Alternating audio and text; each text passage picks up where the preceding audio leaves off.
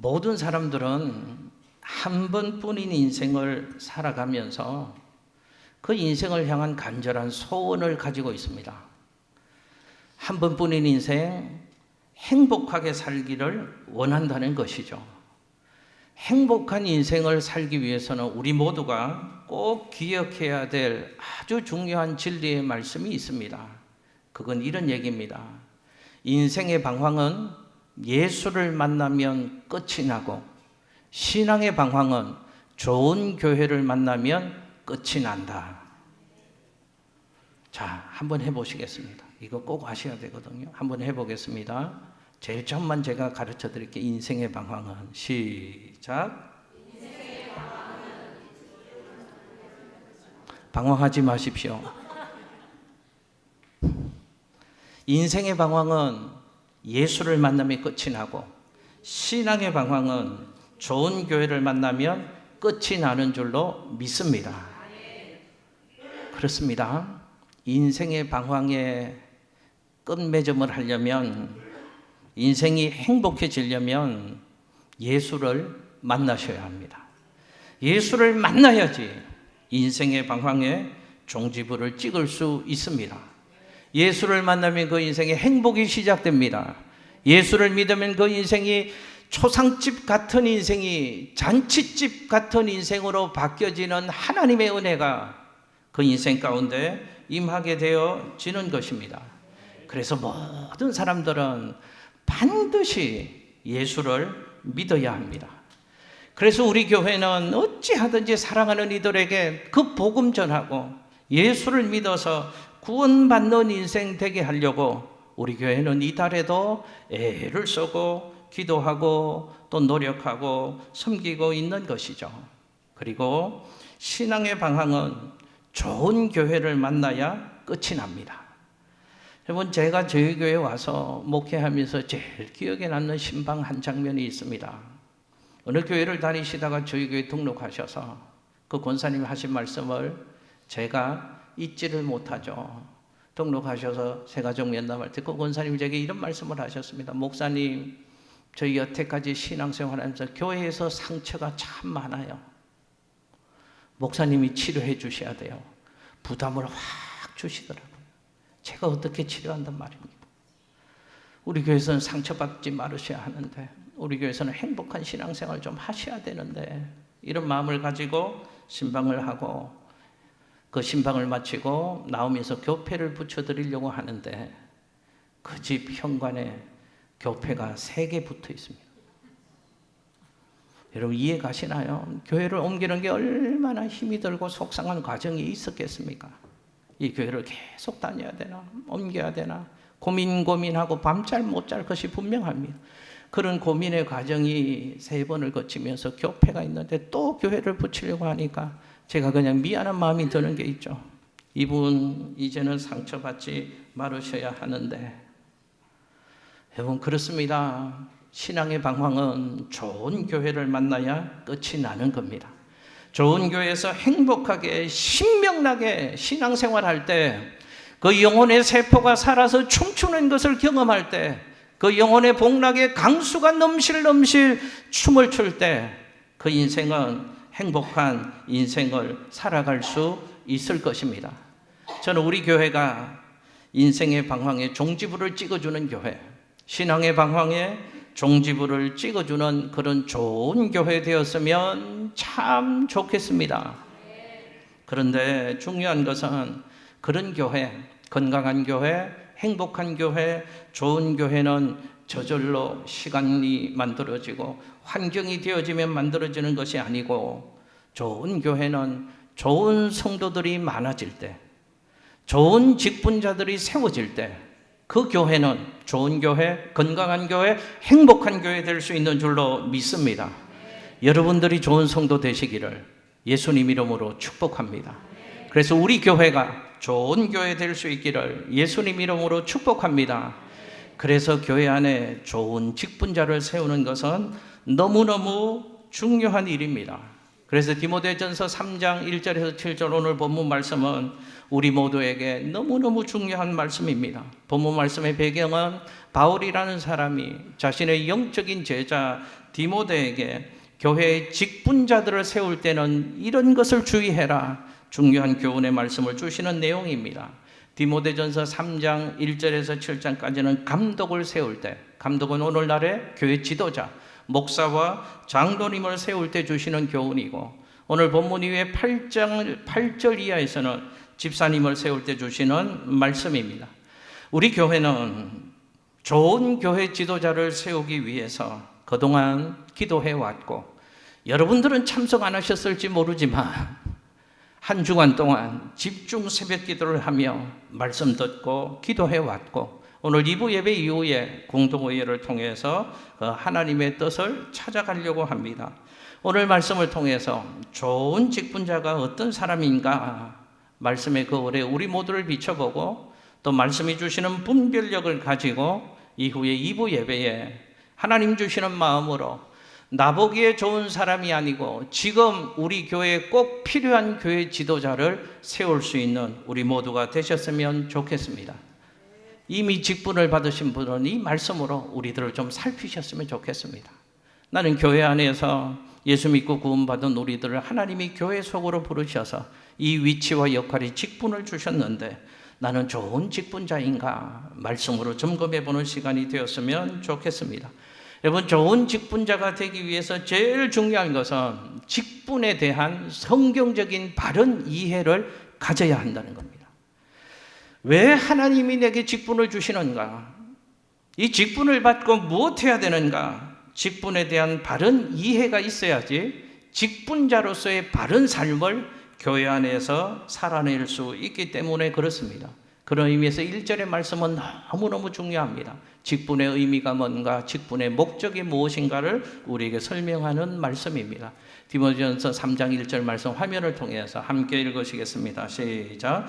mit보다 이 말이여 곧 사람이 감독의 직분을 얻으려 함은 선한 일을 사모하는 것이라 함이로다. 아멘. 자, 직분의 의미를 설명하는 단어가 직분은 얻는 것이다 라는 단어를 사용하고 있습니다. 잘 보십시오. 직분은 그냥 그 교회에서 때가 되면 받는 게 아닙니다. 나 같은 사람이 받는 것이라고 착각해서는 안 됩니다. 직분은 얻는 것이다 라는 표현을 쓰고 있습니다. 얻는다라는 원어의 의미는 무엇을 얻기 위해서 손을 내밀어 손을 뻗어서 받다라는 의미의 단어를 사용하고 있습니다. 그러니까 직분은 뭔가 하면 하나님이 하나님의 백성들에게 주시는 선물이 직분이다 라는 사실을 성경은 우리에게 먼저 교훈하고 있습니다. 이 직분은 하나님이 나에게 주시는 은혜고 선물이다 하는 것입니다. 착각하지 마십시오. 내가 그럴 만해서 받는 게 아닙니다. 나 같은 사람이 해야 돼서 받는 게 아닙니다. 내가 힘을 쓰고 애를 쓰고 수고를 했기에 이제 그 보상으로 이것을 받고 획득하는 것이 아니고, 직분은 하나님이 하나님의 사람들에게 주시는 은혜요 선물이라는 것입니다. 자, 그러면 하나님이 왜 그 사람에게 그 직분을 주시는가? 목적이 뭔가 하면 감독의 직분을 얻으려 함은 선한 일을 사모하는 것이다 라는 표현을 쓰고 있어요. 목적이 선한 일을 사모한다라는 것입니다. 선한 일은 윤리적이고 도덕적인 것을 의미하는 단어가 아닙니다. 선한 일은 하나님이 기뻐하시는 일, 하나님이 원하시는 일, 하나님이 좋아하시는 일을 말합니다. 그러니까 직분은 뭔가 하나님이 하나님의 사람들에게 그들을 통하여 이루시려는 뜻이 계셔서 우리들에게 주시는 선물이다 하는 것을 성경은 우리에게 말씀하고 있습니다. 한번 저 따라서 분명히 우리 모두 기억했으면 좋겠습니다. 한번 저 따라서 해보겠습니다. 직분은 하나님이 주시는 선물이다. 한 번 더요. 직분은 사명의 자리이다. 할렐루야. 이거 잊으면 안 됩니다. 이거 잊지 마십시오. 저는 우리 교인 모두가 이 분명한 진리를 마음속에 새기고 다시금 확인하고 그랬으면 좋겠습니다. 이 이해가 잘못되어지면 교회 안에서 직분 때문에 잘못되어지는 사람들이 생겨나는 것입니다. 하나님이 은혜로 선물로 주시는 것인데 내가 받을 만하다고 생각하는데 그 직분을 하나님 주시지 않으면 서운해하는 것이죠. 섭섭해하는 것이죠. 이 직분에 대한 바른 이해가 없으면 그 직분을 받으면 목소리가 커지는 겁니다. 힘이 들어가는 겁니다. 마음대로 교회 일을 하려고 하는, 주인 노릇 하려고 하는 그런 모습이 생겨나기도 하는 것입니다. 이 직분에 대한 바른 이해가 없는 감독, 교회 지도자가 세워지면 교회가 병들 수도 있습니다. 교회가 아프고 눈물 나고 상처날 수도 있는 것입니다. 그러므로 우리 모두 분명히 기억하고 교회를 섬겼으면 좋겠습니다. 교회 안에서의 직분은 절대로 계급이 아닙니다. 훈장이 아닙니다. 명예가 아닙니다. 하나님의 일을 위해서 하나님이 주신 선물입니다. 그러면 직분자에게는 마땅히 두 가지가 있어야 되죠. 감사가 있어야죠. 다 같은 사람에게 하나님이 일을 맡겨주시고, 이 직분에 대한 바른 이해가 없으면 내가 해야지 누가 해, 왜 내게 안 줘, 이런 마음이 생길 수 있더라, 그 말입니다. 직분을 바르게 이해하고 늘 주신 직분에 감사하면서 또 은혜로 주셨고 선한 일을 위하여 내게 그 직분을 주셨으니 하나님 원하시는 일에 충성할 수 있는 우리 모두가 되시기를 예수님 이름으로 축복합니다. 자, 오늘 2부 예배 공동의회를 했으니까 간단하게만 좀 말씀을 나누려고 합니다. 세 가지를, 오늘 성경 말씀에 보니까 감독이 세 가지의 자격이 있어야 된다. 이 기준으로 교회 안에 감독, 지도자를 세워야 된다 말씀하십니다. 첫 번째는 인격적인 자질을 갖춘 사람이어야 된다고 말씀합니다. 인격과 신앙이 성숙한 하나님의 사람들을 교회 지도자로 세우라고 말씀하는 겁니다. 두 번째는 가정적인 자질을 갖춘 사람을 교회 안에 지도자로 세우라고 하십니다. 세 번째는 은사적인 자질을 갖춘 사람을 교회 안에 지도자로 세우라고 합니다. 먼저 인격적인 자질을 갖춘 사람, 인격과 신앙이 성숙한 사람, 그래서 온 교회와 모든 성도의 모범이 되고 모델이 될 수 있는 인격과 신앙이 성숙한 사람을 교회 지도자로 세우라고 말씀합니다. 오늘 본문 말씀에 보니까 그 자격을 15가지를 말씀합니다. 저는 이런 생각이 듭니다. 야, 우리가 교회 안에 지도자를 세우는가는 너무 차이가 있구나. 여러분, 솔직히 말씀드리면 우리는 이런 것에 관심 없잖아요. 어떻게 뽑으십니까? 나하고 아는 사람, 나하고 잘해주는 사람, 이 정도 기준으로 뽑지. 성경이 뭐라고 말씀하실까? 교회 안에 지도자를 세우는데 하나님이 세우라고 하셨으면 하나님이 말씀하시는 그 근거, 기준이 뭘까? 이런 관점으로 교회 안의 지도자를 우리는 살피지 않습니다. 그냥 말씀은 말씀이고 그냥 내가 하는 방식으로 그냥 신앙의 삶을 사는 것이죠. 아닙니다. 중요하게 성경은 얘기합니다. 신중하게 교회 지도자를 세우라고 말씀을 하는 것입니다. 첫 번째는 신앙적으로나 인격적으로 흠이 없어야 된다는 말씀을 하십니다. 책망할 것이 없는 사람을 세우라고 말씀하십니다. 비난할 것이 없고 흠이 없는 사람을 말하는 것이죠. 신중한 사람을 세우라고 말씀하십니다. 잘 절제할 줄 아는 사람, 감정이나 마음을 잘 절제할 줄 아는 성숙한 사람, 생각이 깊은 신중한 마음을 가진 사람, 그들을 교회 지도자로 세우라고 말씀합니다. 단정한 사람이어야 된답니다. 예의가 바른 사람, 예의 무시하고 함부로 막 하는 사람, 그런 사람 안 되고 예의 바른 사람, 그리고 존경할 만한 인격과 성품의 소유자, 교회 지도자라고 세우라고 말씀합니다. 술을 즐기지 말고 구타하지 말고 관용하며 다투지 않는 사람을 세우라고 성경이 말씀하는 것이죠. 여러분, 이 인격과 신앙의 성숙된 모습은 기억하십시오. 예수를 믿고 은혜 받아서 변화된 사람을 세우라고 말씀하는 것입니다. 예수를 믿으면 은혜를 받아야 되고 은혜 받으면 변화된 삶의 모습이 반드시 있어야 되는 겁니다. 예수를 믿고 변화된 삶은 겉으로 나타나게 되어 있습니다. 얼굴로도 나타나게 되어 있고 말로도 나타나게 되어 있습니다. 온화하고 따뜻하고 밝은 사람이죠. 말투를 보면 알 수 있습니다. 저도 목회해 보니까 그 사람 5분 이해해 보면 말씀 나눠보면 그 사람의 인격과 신앙을 알 수 있겠던데요. 인격과 신앙이 예수 안에서 성숙한 사람은요, 늘 긍정적인 말을 합니다. 늘 믿음의 말을 합니다. 늘 유익한 말을 합니다. 늘 세우는 말을 합니다.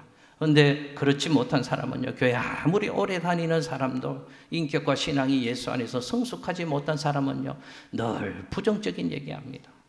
늘 불평하는 말을 합니다. 그런 사람은 우리가 확인할 수 있는 것이죠. 교회 지도자는 어떤 사람이 되어야 하는가? 인격과 신앙이 성숙한 사람, 그들을 통해서 교회가 아름답게 힘있게 세워질 수 있다는 것입니다. 가정적인 자질을 갖춘 사람은 성경에 보니까 4절에서 5절에 말씀하는데요, 가정을 잘 다스릴 줄 아는 사람, 이것도 오해하면 안 됩니다. 다스린다는 의미가 앞서서 행하고 모범이 되는 것을 얘기합니다. 가정 안에서 신앙을 예수 안에서 사는 그 삶이 자식들에게도 본이 된다는 겁니다. 아내와 남편에게도 귀한 도전이 된다는 겁니다. 그래서 잘 모범이 되어서 섬기는 내 모습 때문에 자식들이 변화되어지는 것이죠. 그렇게 섬기면 그분의 자식들은 교회에서 다 예수 믿고 아름답게 봉사하고 교회 든든한 일꾼으로 세워지는 것이죠. 남편도 아내도 그런 영향을 줄 수 있는 사람이 되어야 한다는 것입니다. 세 번째로는 은사적인 자질을 갖춘 사람을 말합니다. 화면에 디모데전서 3장 2절과 3절 말씀 같이 한번 띄워주실까요? 3장 2절 같이 읽습니다. 시작. 나그네를 3장 3절 말씀도 함께 읽습니다. 시작. 자, 여기에 제가 좀 걸리는 게 있습니다. 아니, 교회 지도자를 세우면 좀 고상하고 차원 높고 좀 거룩하고 이런 것을 하나님 얘기하셔야 되는데 하나님이 무슨 얘기를 하시는가 하면 또 돈 얘기하십니다. 하나님이 왜 이러시지? 하나님이 왜 돈 얘기하시지? 제가 좀 생각을 해봤습니다. 묵상해봤습니다. 돈을 사랑하지 않는 사람이 교회 지도자가 되어야 되고, 돈을 사랑하지 않는 사람은 나그네를 대접할 줄 아는 사람이 교회 지도자가 되어야 된다고 말씀하거든. 여러분, 이건 무슨 뜻일까요? 사람은 돈 아니면 하나님을 사랑하게 되어져 있습니다. 인정 안 하시는 것 좀 봐요. 돈 아니면 하나님 사랑한다니까요. 돈을 사랑하지 않는 사람은 하나님을 사랑하는 사람이 교회 지도자가 되어야 된다는 겁니다. 그 마음의 중심에 하나님이 있어야 합니다. 그 삶의 최우선순위에 하나님이 있어야 합니다. 하나님이 내 모든 것을 주셨다고 믿음으로 고백하는 사람입니다. 그래서 하나님 주신 것들을 하나님이 원하는 것에 주의 뜻대로 쓸 줄 알고 섬길 줄 아는 사람이 교회 지도자가 되어야 한다는 것입니다. 하나님을 사랑하고 섬기는 사람, 성도들을 사랑하고 대접할 줄 아는 사람, 그런 사람이 교회 지도자의 자격이 있다는 겁니다. 잘 살펴보십시오. 섬길 줄 아는 사람은 그냥 섬기는 게 아닙니다. 믿음이 있기 때문에 그렇습니다. 내 삶의 주인은 하나님이시고 하나님이 내 모든 것 주셨다. 이것으로 섬기는 삶을 살라고 하나님이 주셨다. 이 신앙의 고백이 있는 사람이 섬길 줄 아는 것이죠. 여러분 보십시오. 교회 안에서도 사람들 관계 속에서도 섬기는 게 많다고 섬기는 게 아닙니다. 없다고 못 섬기는 게 아닙니다. 믿음의 문제입니다. 하나님을 사랑하는 사람은, 하나님을 중심에 모신 사람은, 하나님을 내 삶의 최우선 순위에 두는 사람은, 그 마음의 중심에 교회가 있고 그 마음의 삶의 최우선 순위에 교회가 있는 사람은 교회에 헌신할 줄 알고 교회가 필요한 곳에 섬길 줄 아는 믿음을 가진 사람, 그런 사람이 교회 지도자가 되어야 한다고 성경은 우리에게 말씀하는 겁니다. 말씀 정리하겠습니다. 여러분, 오늘 우리의 투표는 우리 교회의 미래를 결정하는 것입니다. 우리 교회는 특별히 하나님 주신 교훈이 있습니다. 교회 지도자가 얼마나 중요한지, 지도자에 따라서 교회가 세워지기도 하고 그렇지 않을 수도 있다는 것을 우리 교회 역사 통해서 하나님이 우리 교회 공동체에 중요한 교훈을 주셨습니다. 기억하십시오. 내가 뽑는 한 표가 우리 교회의 미래를 만드는 겁니다. 하나님의 역사를 세워가는 겁니다. 또 기억하십시오. 나에게 좋은 사람이 아니고 이 시점에 교회에 꼭 필요한 사람이 누구인가, 그렇게 세우셔야 합니다. 오늘 우리 주님이 주시는 마음으로 우리 모두 예수 닮아가는 신실한 성도들 되었으면 좋겠고, 우리들을 통하여 귀한 일꾼이 세워지는 은혜의 날이 되시기를 예수님 이름으로 축복합니다.